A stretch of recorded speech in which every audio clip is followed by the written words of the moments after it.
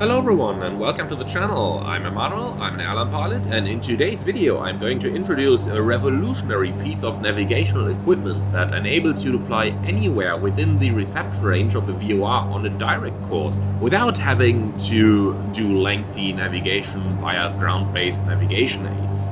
This is going to save you time, it's going to save you fuel, and thus ultimately is going to save you money. And the best of this is you don't need any bulky equipment with a lot of weight like those INSs in the airlines. So that is at least how I would have introduced this video in the 1980s, in a time where GPS was not a thing yet and where, if at all, you had an inertial navigation system fitted to your airplane for direct navigational use. During that time it was still common to fly from ground-based navigation aid to ground-based navigation aid if you did not have one of those fancy INSs installed. However, there is a piece of equipment in our cockpit available as an option in the analog aircraft series that fits this role. And this is the KNS81 RNAV computer that we can see down here. Well, RNAV, when people hear the word RNAV, they think of fancy GPS stuff, radius to fixed lag, and ultra-precise navigation.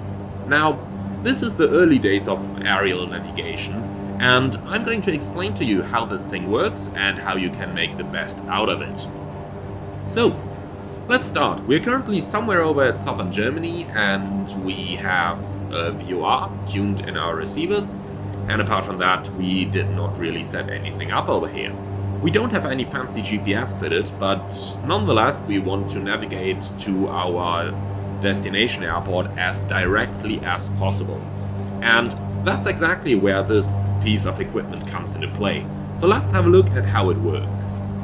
Basically, we enter the frequency of a VOR within reception range over here, and the device is able to pull your data like the radial from the VOR and the DME, and then based on that, it knows your position, and if you now tell it that you want to proceed to a certain radial and certain DME from that VOR, then you will be able to navigate there directly. Basically, you can imagine it like the KNS81 is placing a virtual VOR literally anywhere within the reception range of an actual VOR. So let's find out at how we can make use of this in order to navigate our airplane. And we're going to do this by looking into the AIP to find the distance and radial of an airport from a certain VOR station. So I've got the visual operations chart for Freiburg im Breisgau Airport, Echo Delta Tango Foxtrot, open up here, and as we can see, we've got the airport position defined by a radial and distance from Sierra Tango Romeo VOR up there. The VOR is on 115.6, radial 158, and the distance of 31 nautical miles. Now, at the end of the video, I'm going to give you some guidance on how to find pretty much any airport's position based on a radial and the distance from a certain VOR. But for now, let's work with what we have up here. So what we will now do is we are going to enter the radial and the distance that we have seen on the chart into the RNAV computer. So you can make your entries using the knobs on the right side over here, and you can use the data push button to determine where you want to make an input. So we're going to start with a frequency, and we need 115.6.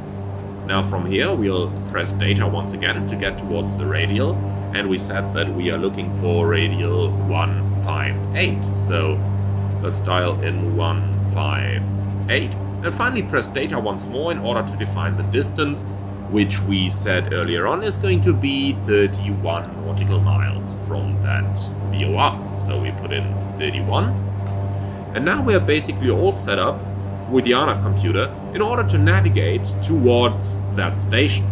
What we do now is we take the HSI source select switch down here and switch it to RNAV. And now our HSI is able to navigate us directly towards that artificial station we have created, and it will work pretty much like a normal VOR indicator for you. So here we go. Let's now navigate directly towards Freiburg Airport. Also note that on the DME display unit down here we have an RNAV position, so if you set it to this, we are getting the data from the RNAV computer. So basically, we are now turning directly towards our destination airport without the need for any ground-based navigation aids. And we can see that we are 40.8 miles from that airport, and we can see the current ground speed relative to the airport as well as the time it will take us to get there. Pretty much like this was a VOR station located at this airport. So that is the primary use of the KNS81. However, we can do more with it.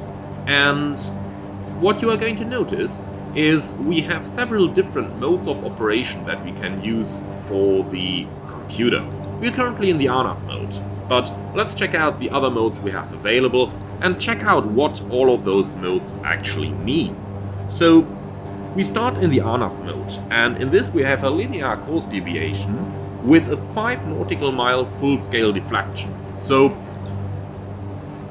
this is our current radial, or rather our current bearing, towards the new artificial station, which is at the airport location.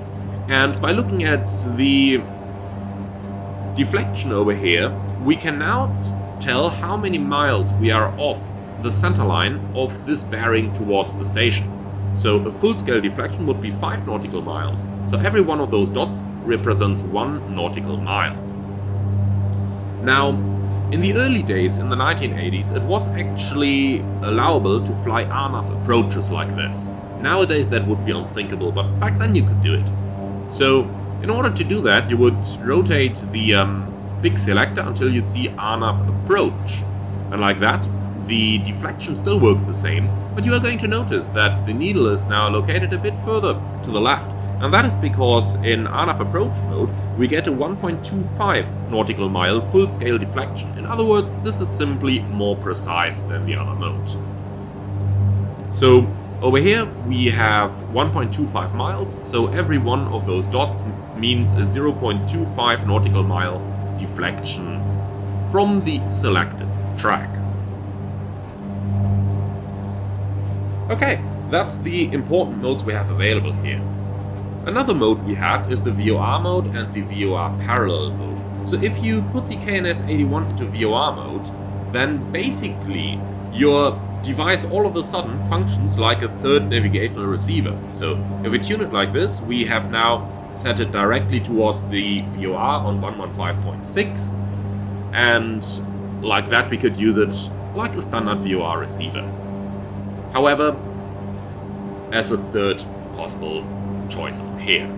Now, we also have the VOR parallel mode, and in that mode, it still functions only with the VOR, but now the full-scale deflection over here is not the normal 10 degrees that we would be used to from a simple nav radio, but instead the full-scale deflection is going to be 5 nautical miles, and this equals an RNAV 5 equivalent, which is basically what the airway system is built up on. So, like that, if you had selected your VOR radial according to a VOR along an airway, then the full-scale deflection would basically determine the border of the airway. Sounds easy? Well, it is. But let's go back to RNAV mode because we want to continue towards our destination.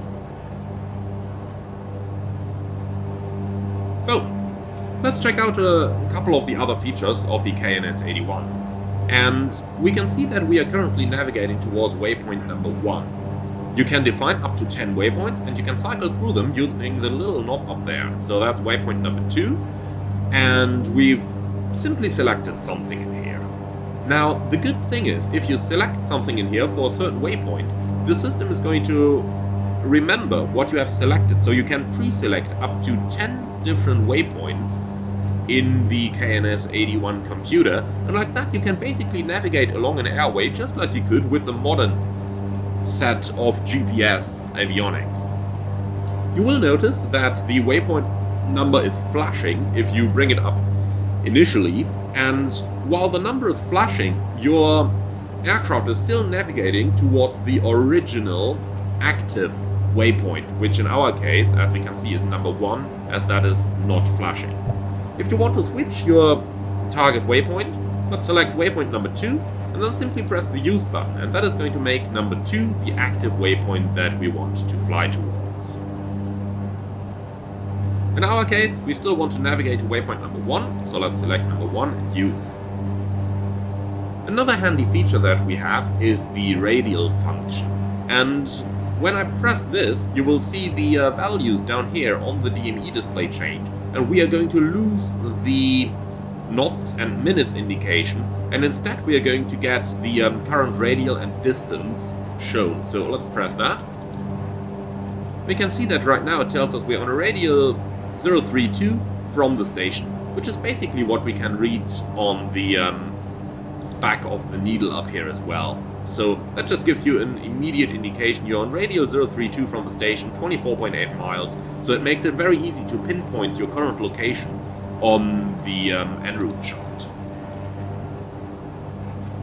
Alright, that's the radial button. Let's go on then with the check button, and if you press and hold the check button, then it is going to show you the current radial and distance from the frequency that you have tuned up there. So as you can see, right now we are on radial 110 at a distance of 25.8 miles from the VOR on the frequency 115.6.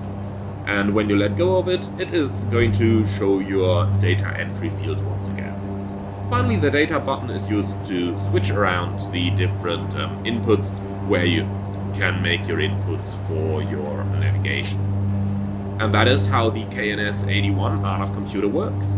The final word there that is worth mentioning, in real life you were able, if you select the HSI source towards RNAV, to press the nav button, and then your autopilot would be using the KNS81 as a navigational source.